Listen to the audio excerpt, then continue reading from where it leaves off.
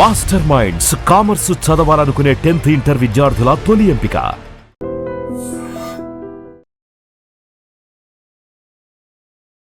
నమస్తే రమగారు. నమస్తే జయ. రమగారు, ఏదైనా ఒక జానపద గాథ సిరీస్ లాగా ఉంటే కొంచెం ఒక 10, 15, 20 లాంటి ఎపిసోడ్లు ఉంటే వరుసగా ఒక సిరీస్ లాగా చేద్దామండి. చేద్దాం. ఎందుకంటే పిల్లలకు కూడా ఇంకొక నెల పోతే కొంతమందికి హాలిడేస్ వచ్చేసినాయి. చిన్నపిల్లలకి ఏప్రిల్ అయిపోయిందంటే ఇంకా హాలిడేసే కదా, చక్కగా సిరీస్ అంతా చూసుకుంటానికి వీలుగా ఉంటుందని. పూర్వం ఒక రాజుగారు ఉండేవారట. రాజుగారి పేరు సూరసేనుడు. ఆయనకి ఒక మంత్రి, ఒక పురోహితుడు, అట్లా స్నేహితులు ఉండేవాళ్ళు. రాజుగారికి సంతానం లేదు. ఈ మంత్రి గారు ఫ్రెండ్ అనమాట. పురోహితుడు కూడా వీళ్ళంతా కలిసి చదువుకుని రాజ్యానికి వచ్చారు. తను రాజు అవ్వగానే తన స్నేహితుడిని మంత్రిని చేసుకుని, పౌరోహిత్యం చేసే తన స్నేహితుడిని తనకు రాజపురోహితుడిగా పెట్టుకుని, ఒక వ్యాపారస్తుల అబ్బాయి కూడా వీళ్ళ స్నేహితుడు, అతనితోటి ఫ్రెండ్షిప్ ఉండి వీళ్ళతోటి ఒక యంత్ర పరికరాలు చేసే ఒక కమ్మరి అబ్బాయి చదువుకున్నాడు. అతన్ని కూడా తమ రాజ్యంలోనే ఏవో పనులు చేయటానికంటే రాజ్యానికి అవసరమైనవి, రాజమందిరానికి అవసరమైన పనులు అతనితోటి చేయించుకునేవాళ్ళు. ఈ 5గురు బాగా స్నేహంగా ఉండేవాళ్ళు. అదేమిటో విధి వైచిత్ర్యం, ఎవరికి పిల్లలు లేరు. అయితే ఒకనాడు ఏమైంది, వీళ్ళంతా ఒక సాయంకాలం పూట కలుసుకున్నారు. రాజుగారు చాలా నిరాశగా అట్లా దీనంగా ఉన్నాడు. మంత్రి అడిగాడు, ఎందుకు ప్రభు ఇట్లా నిరాశగా ఉన్నారు, ఎందుకు ముభావంగా కనపడుతున్నారంటే ఆయన ఏం చెప్పాడంటే, మరి మనకి మా రాజ్యానికి చుట్టుపక్కల చాలా గ్రామాలు ఉన్నాయి కదా, ఆ గ్రామాల్లో ఒక సంపన్న భూస్వామి మరణించాడు. ఆయనకి సంతు లేదు. సంతానం లేకపోవటం వల్ల ఆ గ్రామాధికారి ఏం చేశాడు, ఈయన ఈ సంపన్న గృహస్థు మరణించాడు, అతనికి సంతానం లేదు కాబట్టి అదంతా ప్రభుత్వానికి చెందుతుందని ఉత్తరం రాశాడు. ఇప్పుడు అతని ఆస్తి అంతా ప్రభుత్వ ఆస్తి అయిపోతుంది. ఇప్పుడు కూడా ఉన్నాయి కదా, సంతుగా పోతే అది ప్రభుత్వం పరమైపోతుంది. ఇప్పుడు వాడు ఎవరిదో ఆస్తి మనం ప్రభుత్వ పరం చేసుకుంటాము, మనకు కూడా సంతానం లేదు, మన తర్వాత ఏమిటి, మన తర్వాత కూడా ఏదో మన తర్వాత మన రాజ్యం ఎవరికి వెళ్తుంది? అవును, ఇప్పుడు మన రాజ్యం ఉంటే ప్రభుత్వాన్ని పరం చేస్తామని అవేవడేవో ఆస్తులు తీసుకొచ్చి మన దాంట్లో కలుపుతారు. మనం ఏం చేయాలి? అదేదో వింతగా మనం 5గురం స్నేహితులు అయితే మన 5గురికి పిల్లలు లేకుండా అయ్యారు అని చెప్పాడు. చెప్పేసరికల్లా మంత్రి అన్నాడు, అదేమిటండి అలాంటిది, నిరాశపడకూడదు, ఏమంత వయసు మించిపోయిందని. చాలామంది రాజులకి ఆ లేట్ వయసులో, అంటే పెద్దవాళ్ళు అయ్యాక వృద్ధాప్యంలో సంతానం కలిగిన వాళ్ళు లేరా? రామాయణ గాథ ఉంది. దశరథ మహారాజు ఎంత వృద్ధుడు, అవును, 60,000 సంవత్సరాల వయసు వచ్చాక ఆయనకి కుమారుడు కలిగాడు. ఒక్కడు కాదు, 4 కుమారులు. వాళ్ళు యజ్ఞం ఏదో చేశారు. మనం కూడా అట్లాంటిది ఏదైనా చేద్దాము, ఏ పూజ చేస్తే సంతానం లభిస్తుందో చూద్దాం అని బాగా ఆలోచించారు. పురోహితుడు అన్నాడు, చాలా రకాల పూజలున్నాయి, నక్షత్ర జపాలు చేయొచ్చు, రాజుగారికి సంతానం కలిగి. ఇప్పుడు ఏంటంటే, ఎప్పుడైనా ఒక ఇంట్లో ఒక సంతోషం ఉందనుకో, ఒక సంతానం కలిగింది, దాన్ని చూస్తే మిగిలిన వాళ్ళందరూ సంతోషపడతారు, అందరికీ ఆ సంతోషం వస్తుంది. అట్లాగే అవును అవును, కాబట్టి మనకు అందరికీ సంతాన సాఫల్యం కలుగుతుంది, ఏదైనా పూజ అని బాగా ఆలోచించారు. ఏం వ్రతం చేయించవచ్చు, ఏం పూజ చేయించవచ్చు, ఏ నక్షత్రాలు జపం చేయాలి, దీని మీద విస్తారంగా మాట్లాడుకుంటుంటే ఆకాశంలో నుంచి ఒక పక్షి పైన ఎగురుతూ వెళ్తోంది. దాని కాలుతోటి అది ఒక మామిడి పండును పట్టుకుంది. ఆ పండు జారి వీళ్ళ మధ్యలో పడింది. ఆశ్చర్యపోయారు. పండు పక్షి గీరినట్టు కనపడుతోంది. అది మంచి శీతాకాలం. సాయంకాలం వీళ్ళు 5 గంటలకు కూర్చుంటే చీకటి పడిపోతుంది. ఆ సమయంలో మామిడి పండు ఎటా వస్తుంది? అది పైనుంచి పక్షి గీరినట్టు తెలుస్తోంది. ఆశ్చర్యపోయారు. ఇది వేళగాని వేళ, కాలంగాని కాలంలో మామిడి పండు ఇలా రావటం ఏమిటి అని ఆలోచించుకున్నారు. ఏదో ఆ మాట ఈ మాట మాట్లాడుకున్నారు. ఇది అంటే రేర్గా జరిగేది కాబట్టి తలా ఒక ముక్క తిందామని ఒక దాసిని పిలిచి ఈ పండును గడిగి 5 ముక్కలు చేసి పట్టుకురమని 5గురు 5 ముక్కలు తిన్నారు. పంచుకున్నారు ఆ పండుని. ఎవరి దారిని వాళ్ళు. చీకటి పడేసే చలికాలం కదా, ఇళ్ళకి వెళ్ళిపోయారు. రాజుగారు అంతఃపురంలోకి వెళ్ళిపోయాడు. మంత్రి గారు తన సౌధానికి, వ్యాపారస్తుడు, కమ్మరి, తర్వాత పురోహితుడు కూడా ఎవరిళ్ళకి వాళ్ళు వెళ్ళిపోయారు. కొద్ది రోజుల్లో 5గురు భార్యలు గర్భవతులయ్యారు. 5గురికి 5గురు కుమారులు కలిగారు. కుమారులు 5గురికి కూడాను. 5గురికి కుమారులే కలిగారు. ఒక్కొక్కళ్ళకి ఒక్కొక్క కుమారుడికి ఒక్కొక్క పేరు పెట్టారు. రాజుగారి అబ్బాయి పేరు వసంతుడు, మంత్రి గారి అబ్బాయి పేరు రాముడు, పురోహితుడి కుమారుడి పేరు ప్రవరుడు, తర్వాత వ్యాపారస్తుడి కుమారుడి పేరు సాంబుడు, ఈయన ఉన్నాడు కదా కమ్మరి ఆయన, వాడి పేరు దండుడు అని పెట్టారు. వారప్రసాదులు. ఓహో, అట్లా ఇలా ప్రసాదంగా ఆ మామిడి పండు లభించిన వేళా విశేషం మంచిది. పురోహితుడు ఆ సమయంలో ఆయన సమయం లెక్క కట్టి ఇది మన అదృష్ట ఫలం, మన సమయం మంచిది, అందుకే మనకి ఇది దొరికిందని చెప్పాడు. అందుకే ఆ పండు తిన్నారు. తర్వాత ఒక 3-4 నెలలకే భార్యలు గర్భవతులు అయ్యారు. ఏడాది తిరిగేసరికి కుమారులు అన్నారు. ఎంత చక్కగా తయారయ్యారో పిల్లలు. 5గురు కలిసే పెరిగారు, కలిసే చదువుకున్నారు, తండ్రుల్లాగానే ఎవరి విద్యల్లో వాళ్ళు ప్రవీణులు అయ్యారు. వ్యాపారస్తుడి కొడుకుకి వ్యాపారం వచ్చింది, తర్వాత మన కమ్మరి అయిన కొడుక్కి యంత్ర సాధనాలు చేయటం వచ్చింది, పురోహితుడి కుమారుడికి పౌరోహిత్యం, మంత్రి గారి అబ్బాయికి మంత్రాంగం, రాజుగారి అబ్బాయికి రాస విద్యలు. కానీ వీళ్ళు 5గురు ఎడబాయని జంటగా ఉండేవాళ్ళు. సరే, అందరికీ 22-23 సంవత్సరాలు రాగానే కుమారులకి వివాహాలు చేసేసి వీళ్ళకి రాజ్యం అప్పచెప్పాలి, ఈ రాజ్యంలో ఈ వ్యాపారాలు వ్యవహారాలని అప్పచెప్పాలని తండ్రులు భావించారు. భావించేసరికి వీళ్ళు ఏమనుకున్నారు, ఇప్పుడే చదువులు అవ్వగానే ఈ బాధ్యతల్లో ఎందుకు పడాలి, కొంతకాలం మనం బయట ఎక్కడైనా తిరిగి రావాలి, తిరిగి వద్దాం. చెబితే వీళ్ళు ఒప్పుకోరని 5గురు అబ్బాయిలు తమకి దొరికిన సంపదల్ని, వజ్రాలని అన్నీ మూటగట్టుకుని గుర్రాలతోటి బయలుదేరారు. 5గురు చెప్పలేదు. 5గురు చెప్పల. వీళ్ళు కలిసికట్టుగా పనిచేస్తారు. 5గురు దేశాటన కోసం బయలుదేరారు. 1 సంవత్సరం 2 ఏళ్ళు తిరిగొద్దాం, మనకు కూడా రాజ్యంలో ఆనుపానులు, బయట రాజ్యాల్లో బయట దేశాల్లో ఏమున్నాయో అది మన దేశంలో ఏం ఇంప్లిమెంట్ చేయాలో తెలుస్తుంది, ఏం చేయకూడదో తెలుస్తుంది. కొంచెం ప్రపంచం చూడడం కోసం పట్టాభిషేకం చేసుకున్నాక పంపరు, అవును, ముందే వెళ్ళాలి. అందుకని 5గురు బయలుదేరి వెళ్ళిపోయారు. వీళ్ళు వెళ్ళి రకరకాల ఆ ఊళ్ళు ఈ ఊళ్ళు చూసుకుంటూ, వీళ్ళ దగ్గర ధనం ఉంది, తెలివిగల వాళ్ళు, ఎక్కడ ధనం అపహరణకు గురవటాలు అట్లా ఏం జరగల. 5 గుర్రాలతోటి బయలుదేరి వెళ్తూ వెళ్ళారు. వెళ్తే ఏమైంది, వీళ్ళు ఒక రాజ్యాన్ని చేరుకున్నారు. ఊళ్ళోకి వెళ్ళేసరికల్లా సైనికులు ఎవరో కనపడ్డారు.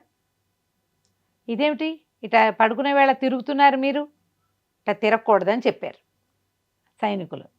ఇదేం పడుకునే వేళ, పట్టపగలు అంటే ఆ సైనికుడు చెప్పాడు, పట్టపగలు అనకూడదు, ఇది పగలు కాదు, ఇది రాత్రి, పడుకోవాలంటాడు. మీరు నిద్రించే సమయం, నిద్రలో మీరందరు నిద్రపోతుంటే మేము గస్తీ తిరుగుతున్నాం, కాబట్టి మీరు నిద్రించాలి, గుర్రాలు వేసుకుని తిరగడానికి వీల్లేదు.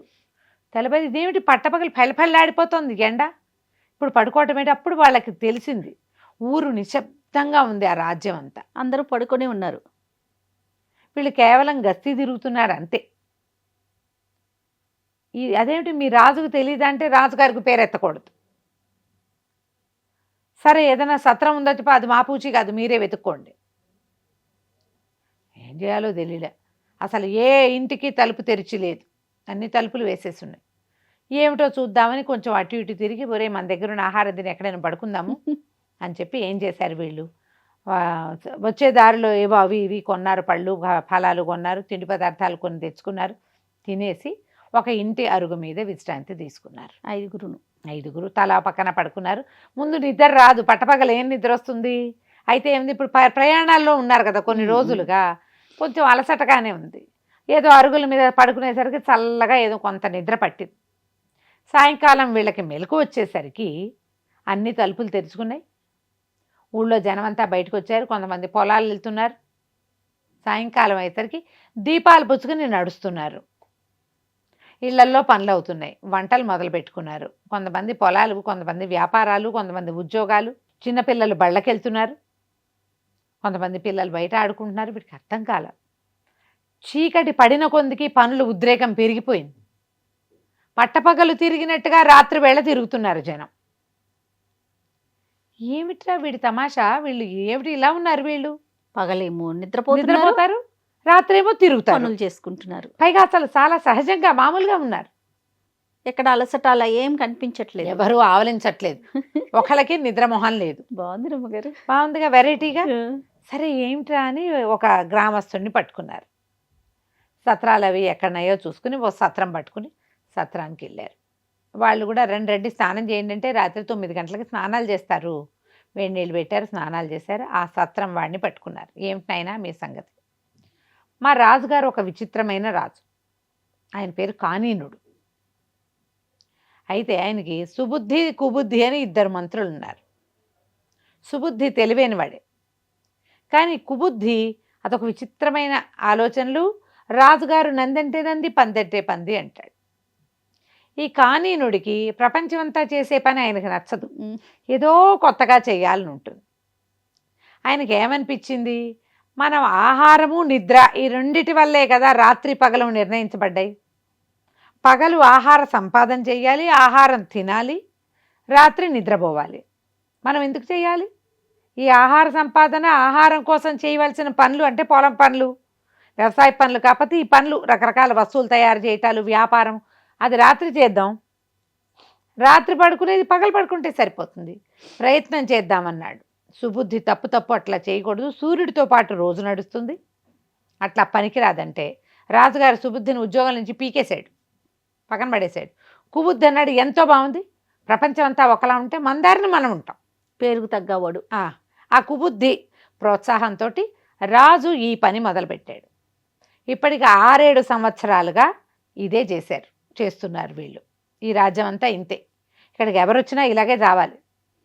మొదట 2 ఏళ్ళు చాలా కష్టపడ్డారు ప్రజలు. ఇప్పుడు అలవాటు పడ్డారు. అలవాటు పడి పగళ్ళందరూ తలుపులేసుకుని నిద్రపోతారు. రాత్రి అవ్వగానే టింగురంగమ్మని లేచేసి వ్యవసాయాలు అవి లాంతర్లు పెట్టుకుని వ్యవసాయం చేసుకుంటారు.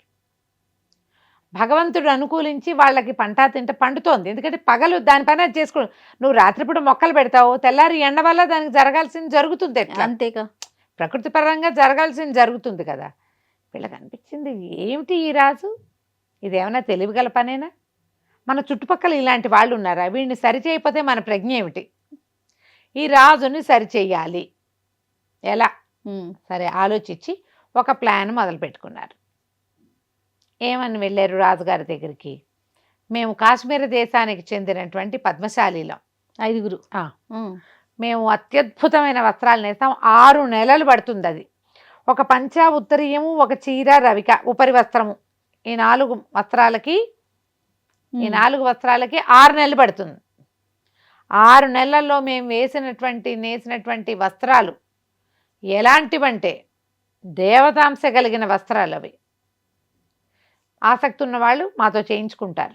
మేము మా రాజ్యంలో ఏవో విపత్కర పరిస్థితులు వచ్చి బయటకు వచ్చేసాం. కాశ్మీరంలో ఇప్పుడు మేము ఉండట్లా, బయటకు వచ్చేసాం. ఏ రాజ్యం వాళ్ళు మాకు సమయం ఇచ్చి, డబ్బిచ్చి, ఇల్లు ఇచ్చి చేస్తారో వాళ్ళకి ఇవి వేసిస్తాం. ఆ వస్త్రాలు కట్టుకుంటే ఇక వాళ్ళు చిరంజీవులుగా ఉండిపోతారు. నో మరణం. మరణం అంటే చచ్చిపోతారేమో, కానీ వాళ్ళ పేరు ప్రజ్ఞ ప్రపంచానికి బాగా తెలుస్తుంది, గుర్తింపబడతారు. ఆ పని చేయటానికి వచ్చాం.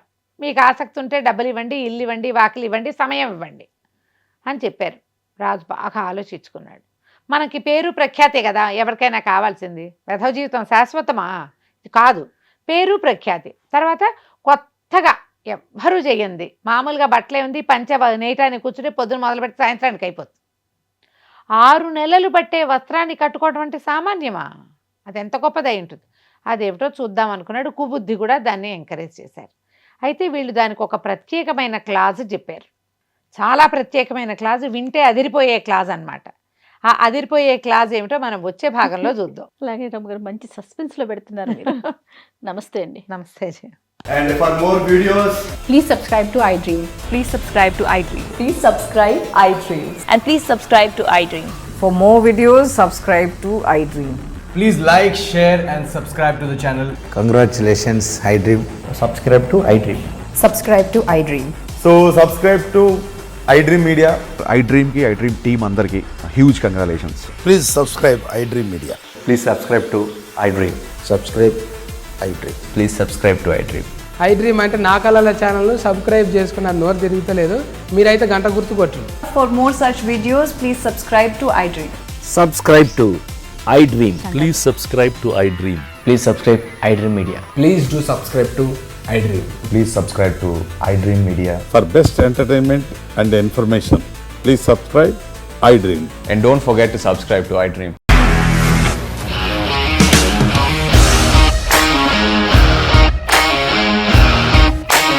ఇండస్ట్రీలో కమిట్మెంట్ ఇష్యూస్ వస్తే నీకు కూడా వచ్చినట్టు మార్నింగ్ తీసుకెళ్ళాలంటే కొట్టి పడేస్తారు.